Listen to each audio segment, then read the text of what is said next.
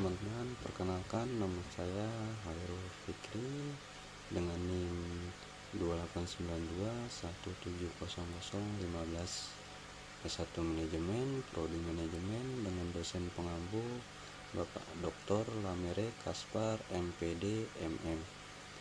Kali ini saya akan membahas tentang presentasi manajemen pemasaran 1, yaitu definisi manajemen pemasaran. Untuk daftar isi di sini saya akan menjelaskan tentang definisi manajemen pemasaran, fungsi manajemen pemasaran, tujuan manajemen pemasaran, tugas pokok manajemen pemasaran, konsep manajemen pemasaran, dan berakhir dengan kesimpulan. Definisi manajemen pemasaran merupakan analisis perencanaan, implementasi, dan pengendalian atas program-program yang didesain untuk menciptakan, membangun, dan menjaga pertukaran yang menguntungkan dengan pembelian sasaran untuk mencapai tujuan-tujuan perusahaan.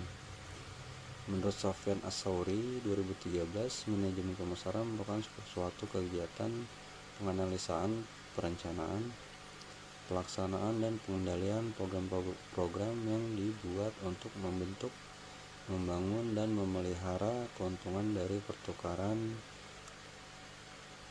sasaran pasar guna mencapai tujuan perusahaan dalam jangka panjang atau tujuan perusahaan.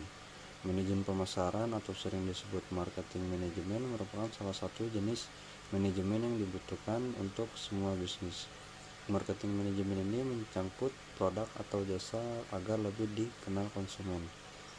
Oleh sebab itu, pihak perusahaan harus mengerti diskursus lengkap terkait manajemen marketing ini. Oleh sebab itu, pihak perusahaan harus mengerti diskursus lengkap terkait manajemen marketing ini. Manajemen pemasaran juga bertugas mengukur dan menganalisis strategis proses pemasaran suatu perusahaan maupun organisasi. Manajemen pemasaran bertugas sangat penting dalam perusahaan atau organisasi karena dengan adanya manajemen pemasaran, perusahaan bisa meraih target pasar yang diinginkan untuk mendapatkan lebih banyak konsumen. Globalisasi telah mendorong beberapa perusahaan untuk memasarkan produk di luar negeri asal mereka. Pemasaran internasional merupakan bagian dari strategi pemasaran perusahaan-perusahaan tersebut. Manajer pemasaran sering bertanggung jawab untuk mempengaruhi tingkat, waktu, dan komposisi permintaan pelanggan. Hal itu berlaku tidak pada semua kasus karena peran seorang manajer pemasaran dapat bervariasi sangat signifikan berdasarkan ukuran bisnis, budaya organisasi, dan konteks industri. Sebagai contoh, dalam sebuah perusahaan produk konsumen besar, manajer pemasaran dapat bertindak sebagai manajer umum dari keseluruhan produk yang menjadi tugasnya. Untuk menciptakan strategi pemasaran yang efektif dan efisien, perusahaan harus memiliki pemahaman mendetail dan objektif mengenai bisnis mereka sendiri dan pasar tempat mereka beroperasi. Dalam menganalisis permasalahan-permasalahan ini, bidang manajemen pemasaran sering tumpang tindih bidang perencanaan strategis. Manajemen pemasaran menggunakan berbagai alat dari ilmu ekonomi dan strategi kompetitif untuk menganalisis konteks industri yang terkait dengan operasi perusahaan, termasuk di dalamnya 5 kekuatan faktor analisis kelompok kompetitor strategis dan analisis rantai nilai. Tergantung pada industrinya, konteks regulasi mungkin juga penting untuk dipelajari secara rinci. Dalam analisis kompetitor, pemasar membentuk data profil rinci dari setiap kompetitor di pasar, dengan fokus terutama pada kekuatan dan kelemahan kompetitif relatif. Mereka menggunakan analisis SWOT. Manajer pemasaran akan mempelajari struktur biaya, sumber keuntungan, sumber daya kompetensi, posisi kompetitif, dan diferensiasi produk, tingkat integrasi vertikal, riwayat respon terhadap perkembangan industri, dan faktor lainnya dari setiap kompetitor. Fungsi manajemen pemasaran. Fungsi manajemen pemasaran diantaranya adalah aktivitas menganalisis, yaitu analisis yang dilakukan untuk mengetahui pasar dan lingkungan pemasaran sehingga dapat diperoleh seberapa besar peluang untuk merebut pasar dan seberapa besar ancaman yang harus dimiliki. 1. Analisis pasar. Tidak semua perusahaan mempunyai bagian marketing dan penjualan yang formal, akan tetapi setiap perusahaan pasti mempunyai dan melaksanakan berbagai elemen penting yang terdapat dalam aktivitas marketing dan penjualan yang bertujuan utama membuat konsumen yang baru maupun yang lama tertarik kembali untuk menggunakan produk dan fasilitas yang ditawarkan secara terus-menerus. Untuk mengetahui peluang dan ancaman serta kebutuhan dan keinginan konsumen, ada beberapa hal yang harus diperhatikan dalam proses kegiatan analisis pasar, yaitu analisis terhadap peluang dan ancaman, serta analisis perilaku konsumen. Kedua, segmentasi pasar. Segmentasi pasar adalah kegiatan membagi suatu pasar ke dalam kelompok-kelompok yang berbeda, di mana setiap kelompok memiliki ciri yang hampir sama. Dengan melakukan segmentasi pasar, kegiatan dapat dilakukan lebih terarah dan sumber daya di bidang pemasaran dapat digunakan lebih efektif dan efisien. Segmentasi pasar harus memenuhi syarat, diantaranya dapat diukur baik besarnya maupun luasnya serta daya beli segmen pasar tersebut dapat dicapai sehingga dapat dilayani secara efektif. Substansial sehingga dapat menguntungkan jika dilayani dan dapat dilaksanakan, dan semua program yang telah dirancang untuk menarik dan melayani segmentasi pasar dapat efektif dan efisien. 3. Penetapan pasar sasaran. Menetapkan pasar sasaran berarti memberikan nilai keaktifan setiap bagian kemudian memilih salah satu dari bagian pasar atau lebih untuk dilayani. Kegiatan menetapkan pasar sasaran meliputi evaluasi bagian pasar, ukuran dan pertumbuhan bagian seperti data tentang usia nasabah, pendapatan, jenis kelamin dari setiap segmen.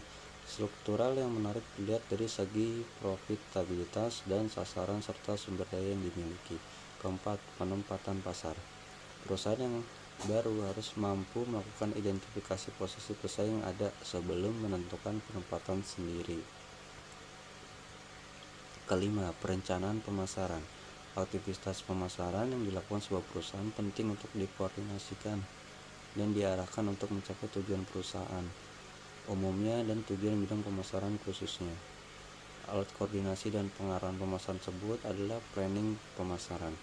Terlepas dari jenis gaya manajemen apa yang dianut oleh sebuah perusahaan dalam melakukan perencanaan, harus melaksanakan keempat tahap sebagai berikut: menetapkan misi perusahaan, mengenali unit-unit strategis perusahaan, menganalisis dan mengevaluasi portofolio bisnis yang ada, mengenali area bisnis baru yang akan dimasuki. Dengan demikian, bisa disimpulkan bahwa perencanaan pemasaran bertujuan untuk memberikan pendekatan yang sistematis dan rapih bagi perusahaan dengan cara pertama, menyeimbangkan dan menyelaraskan kegiatan pemasaran yang menjamin tercapai tujuan dan sasaran. Kedua, menggunakan cara-cara berusaha di bidang pemasaran secara insentif dan optimal. Ketiga, pengendalian yang cepat, tepat, dan teratur atas catatan, gagasan, atau pemilikan serta usaha atau aktivitas pemasaran dalam perusahaan. Tujuan manajemen pemasaran: 1. Menciptakan demand atau permintaan. Kedua, meningkatkan keuntungan. Ketiga, menciptakan pelanggan baru. Keempat, memuaskan pelanggan. Kelima, menciptakan produk yang baik di mata publik. Tugas pokok manajemen pemasaran. Tugas pokok manajemen pemasaran ialah memasarkan produk perusahaan sehingga tercapai tingkat keuntungan jangka panjang perusahaan. Untuk menjamin kelangsungan hidup serta pengembangan perusahaan, tugas manajemen pemasaran juga tidak lepas dari permintaan. Jadi tugas manajemen pemasaran tidak hanya pada pengusahaan dan pengembangan permintaan produk perusahaan, tetapi juga mencakup pengaturan jumlah, waktu, dan sifat permintaan sesuai dengan tujuan perusahaan. Pada umumnya, jumlah permintaan akan barang atau jasa dapat lebih besar atau kurang atau sama dengan jumlah permintaan yang diharapkan oleh suatu perusahaan. Ada 8 sifat permintaan yang menimbulkan tugas pemasaran yang berbeda. Antara lain: A. Permintaan negatif. Permintaan negatif merupakan keadaan seluruh atau sebagian segmen yang penting dari pasar potensial tidak menginginkan barang atau jasa dan pada kenyataan dapat dibayangkan kemungkinan orang menghindari pembayaran harganya. B. No demand, tidak ada permintaan. No demand berarti keadaan di mana seluruh atau sebagian segmen penting dari pasar potensial tidak atau kurang berminat terhadap barang atau jasa tertentu. C. Permintaan tersembunyi, di mana banyak orang merasakan sangat membutuhkan barang atau jasa yang sampai saat ini belum dihasilkan. D. Permintaan menurun. Keadaan di mana permintaan barang atau jasa tertentu cenderung menurun bila tidak diikuti dengan usaha perbaikan. E. Permintaan yang tidak teratur, yaitu keadaan di mana terdapat pola waktu dari permintaan yang ditandai oleh fluktuasi musiman. F. Permintaan penuh, ialah keadaan di mana jumlah dan waktu permintaan adalah sesuai dengan jumlah yang direncanakan oleh perusahaan. Semua permintaan dapat dipenuhi dan tidak ada permintaan yang tidak dapat dipenuhi atau tidak ada penawaran yang tidak diminta. G. Permintaan yang berlebihan, merupakan keadaan di mana permintaan yang ada untuk barang atau jasa tertentu melebihi tingkat kesediaan perusahaan untuk memenuhinya. H. Permintaan tidak sehat, merupakan suasana di mana suatu permintaan dirasakan merupakan pelanggaran atau di luar batas perundang-undangan serta tidak diinginkan untuk ditawarkan atau mengandung unsur yang kurang dikehendaki. Konsep manajemen pemasaran. Konsep produksi merupakan konsep bahwa konsumen atau pelanggan akan menyukai produk yang tersedia dan harganya terjangkau, serta manajemen harus berusaha keras untuk memperbaiki produksi dan efisiensi distribusi. Konsep ini merupakan falsafah paling tua yang digunakan dalam penjualan. Konsep ini masih berlaku pada situasi apabila permintaan akan produk lebih besar dari penawarannya, dan terjadi apabila biaya produk lebih tinggi dan perbaikan produktivitas diperlukan untuk menurunkannya. B. Konsep produk. Konsep bahwa konsumen akan menyukai produk bermutu terbaik dan sifat paling inovatif, bahwa perusahaan harus mencurahkan energi untuk terus-menerus melakukan perbaikan produk. C. Konsep penjualan. Konsep bahwa konsumen tidak akan membeli produk perusahaan dalam jumlah yang cukup kecuali perusahaan mengadakan usaha penjualan dan promosi berskala besar. Konsep ini biasanya dilakukan pada barang yang mungkin tidak dipikirkan untuk dibeli oleh konsumen. Contoh, asuransi. Industri ini harus mahir dalam melacak calon konsumen dan menjual manfaat produk ke konsumen dengan tujuan menjual barang atau jasa yang perusahaan buat, bukan produk apa yang dibutuhkan konsumen. D. Konsep pemasaran. Konsep pemasaran ini berkeyakinan mencapai sasaran organisasi tergantung pada penentuan kebutuhan dan keinginan pasar sasaran, yang penyampaian kepuasan didambakan itu lebih efektif dan efisien daripada pesaing. Konsep pemasaran mulai diberlakukan karena penjualan mulai turun, pertumbuhan produk melambat, pola pembelian yang berubah, persaingan meningkat, serta biaya penjualan meningkat. Konsep pemasaran berwawasan sosial. Konsep pemasaran berwawasan sosial berarti konsep bahwa perusahaan harus menentukan kebutuhan, keinginan, dan minat pasar serta menyerahkan kepuasan yang didambakan itu secara lebih efektif dan efisien daripada pesaing dengan cara yang bersifat memelihara atau memperbaiki kesejahteraan konsumen dan masyarakat. Konsep ini mengajak pemasar membangun pertimbangan sosial dan etika dalam praktek pemasaran mereka.